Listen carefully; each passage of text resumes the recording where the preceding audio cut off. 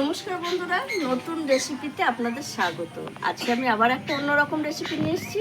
আজকে আমি করে দেখাবো উল্টো রথ উপলক্ষে এই যে জিলিপি করার জন্য এখানে নিয়ে নিয়েছি আমি এই যে ময়দা, 500 ময়দা, বেকিং পাউডার, চিনি, বেকিং সোডা, ঘি আর সাদা তেল। আর কিছু লাগবে না। প্রথমে আমি এই যে ময়দার ডোটা করে নেবো। এই জন্য ময়দাটা আমি চেলেই নিয়ে এসেছি। আর এইখানে দিয়ে দেবো যে ঘি। এটা দিলে জিলিপিটা মচমচে হবে।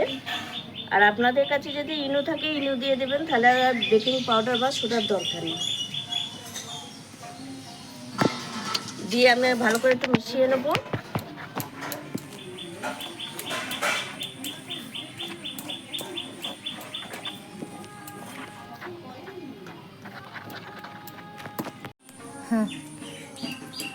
এবার আমি জল দিয়ে একটা পাতলা ডো করে নেবো, মানে মিডিয়াম, খুব পাতলাও হবে না আবার খুব মোটাও হবে না। এটা একটা ব্যাটার হবে।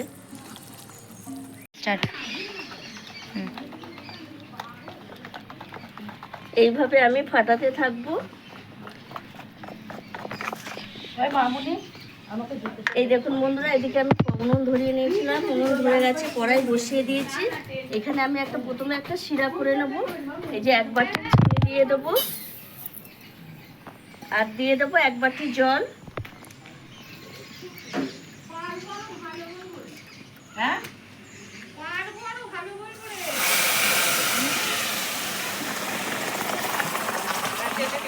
দিয়ে আমি একটা শিরা করে নেব জিলিপির জন্য।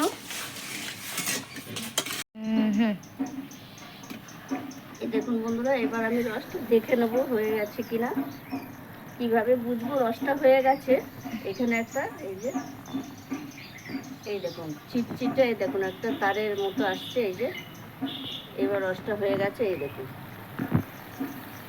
চিটচিটে হয়ে গেছে। এবার রসটা হয়ে গেছে, এবার আমি নামিয়ে রাখবো।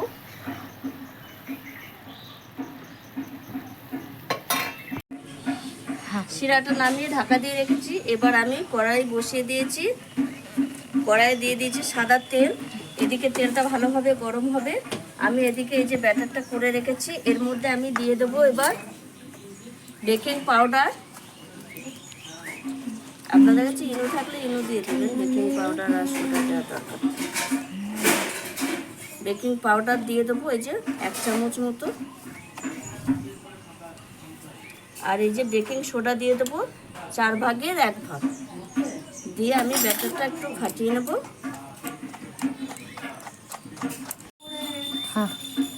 ব্যাটারের ফিটনেসটা এরকম হবে জিলিপির। এই দেখুন আমার হয়ে গেছে ফাটানো, আর ফিটনেসটা এরকমই হবে।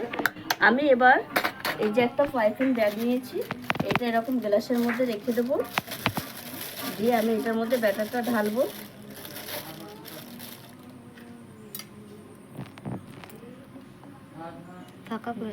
যাদের কাছে এই ব্যাগ নেই তারা বোতলে ঢাকা ফুটো করে তার মধ্যে বোতলে দিয়ে করবেন।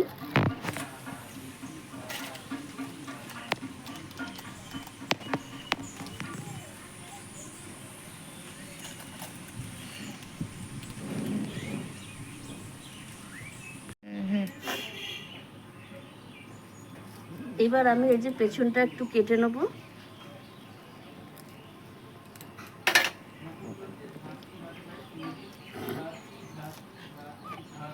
এই দেখুন বন্ধুরা, এইবার আমি জিলিপির আকারে সব দিয়ে নেব। যদিও প্রথম একটু হবে, তারপর ঠিক হয়ে যাবে।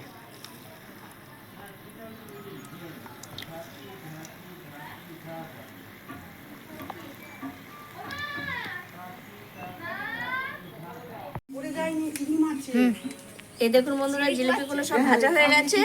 এবার আমি রসে দিয়ে দেবো।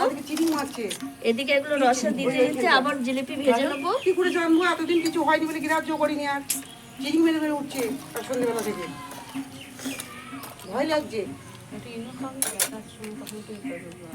এই দেখুন বন্ধুরা, আমার সব জিলিপি ভাজা হয়ে গেছে। এই দেখুন সব রসও একদম শেষ হয়ে গেছে। এই দেখুন তাড়াতাড়ি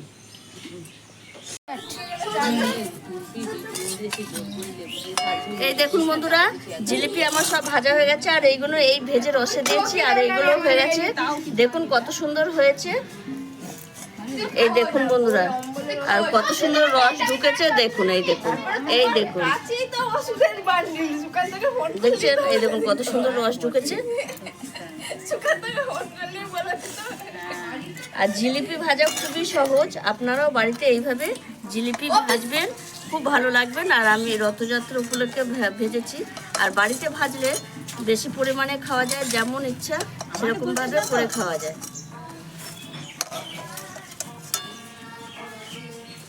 জিলিপির মতন বলে না মানুষের, হ্যাঁ, জিলিপির মতো, হ্যাঁ, জিলিপির আড়াই পেঁয়াজ।